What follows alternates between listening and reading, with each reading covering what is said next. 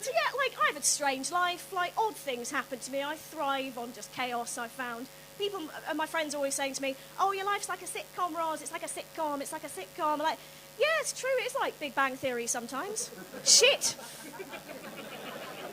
Oh, some of you didn't like that. There's some fans in the room. Ballinger, fuck off.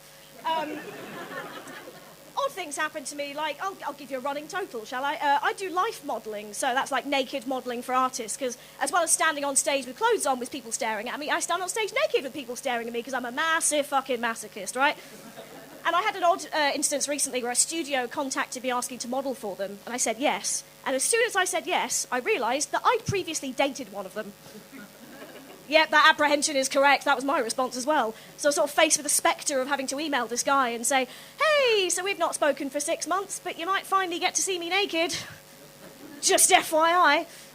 But no, I had to be sensible. I had to take the sensible option, right? I had to email him and say, hey, I've been asked to do this thing. If you're going to be there, obviously I'll back out, because that's just weird. He gets back to me and says, oh, it's okay, I'm not actually going to be there, but thank you for telling me, have fun. You know, so the sensible option, right? But let me tell you, Liverpool, very tempting to take the sadistic option. I just burst through the double doors and go, surprise! Here's what you could have won! Another weird instance recently where this older woman came up to me at a session and asked if I do portraits. I was like, I don't know what that is. And she made very intense eye contact with me and said, oh, no, it's lovely. You can come to my studio after working hours and it'll just be the two of us, like just one-on-one. And I'll put you in a chair and paint a beautiful portrait of you, and I'll put you in a beautiful dress. So that's how I die. So sorry, madam, for just scaring you to death there. Odd things that have happened to me. So I've just come back from the Edinburgh Fringe, right? Yes, I am one of those twats. And I realised this happens in Scotland. I got mugged by a seagull. That's a thing. Does that happen in Liverpool? Yeah. Yeah, there's always sort of trauma responses to that. Yeah, so it's a three-pronged attack, right? Absolutely terrifying. First one flew into the back of my head, so a coward's attack, right? Didn't even have the decency to assault me straight to my face. I scream in a very loud and middle-class manner and drop the pancake I was holding. In the middle, like, this is the middle of, grass market in the middle of the day. Second one swoops in, picks it up in its beak and flies off with it. Third one just laughs. Sits there laughing its little cunty beak at me. Middle of grass market, middle of Edinburgh, middle of the day. It's the biggest audience I got at the Fringe, to be honest, which is just a little bit depressing. Other strange things that have happened to me, this is genuinely true. Last year, I did a stand-up gig at an orgy. Correct. I had a strange 2018, ladies and gentlemen. You know when you're nervous about doing something and they say, just imagine your audience naked? Yeah, I've seen some things. Don't have to do that anymore. Fascinating gig, that one. I was the most dressed person in that given room, which is new for me. But in a straight, it's like any other gig you do. I should specify, actually. When I say I did a gig at an orgy, the orgy happened after the gig. I wasn't doing a stand-up gig in the middle of an orgy. Because let me tell you, if I had that level of crowd control, it'd be fucking live at the Apollo for me years ago. Oh, and they are lucrative, by the way, any comedians watching. 80 quid for 20 minutes, hello. But I'd like to tell some comedians about that, but not all of them, because I've kind of got this weird little market for myself as the orgy comedian. That's who I am now. Which is very weird when I did a show about that with my father in the audience. Yeah, that man is in possession of far too much knowledge. But yeah, I found a niche.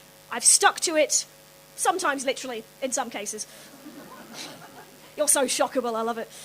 But no, it's like any other gig you do as a comedian. When you're a comedian and you do a gig that goes well, you're very happy and you're congratulating yourself afterwards, But if you do a gig that doesn't go so well, you're kind of a bit humiliated and sort of punishing yourself a bit, But however an orgy gig goes, you get punished afterwards, so that's fun. 10 out of 10 would recommend to friends and colleagues. Other strange things that happened to me last year, I got hit on by a vicar. Yeah, that's a thing that happened to me. As well as being a sitcom, my life is now Fleabag as well. And it wasn't like hot and tortured and Irish. He was married and a twat, so maybe not quite the same. It was a weird situation, right? Because, I'd gone to him with some horrible shit, as you do with vicars. Like, I was talking to him about, like, bereavement and depression and funerals and, like, spirituality, that kind of thing, So I didn't mean to turn him on. Apparently that's just sort of what happened as a result. Apparently I'm hot when I'm sad. Who knew? Putting that in the bank for later. But no, I was confused because I didn't know how to report him, because I'm an atheist. How do you report a vicar for misconduct? Do you pray? Really hard? I tried, did not work. No, I had to report him to the Manchester Archdiocese, that's a thing, to a complaints officer called Abby, brilliantly. Thank you, gods of comedy, for that one. And he got reported to the Archdeacon. I don't know what that is. I think the higher you are in a particular religion, the bigger your hat is. That's my general sense of what a religion is. But yeah, so it was a strange time, but I'll be honest, I left that whole situation feeling a strange sense of pride, in an odd way. I am apparently... Oh, so good with Mike. I am apparently so hot, I made a man forget about God. Now that is going on my Tinder profile next time. You've been delightful. Thank you very much.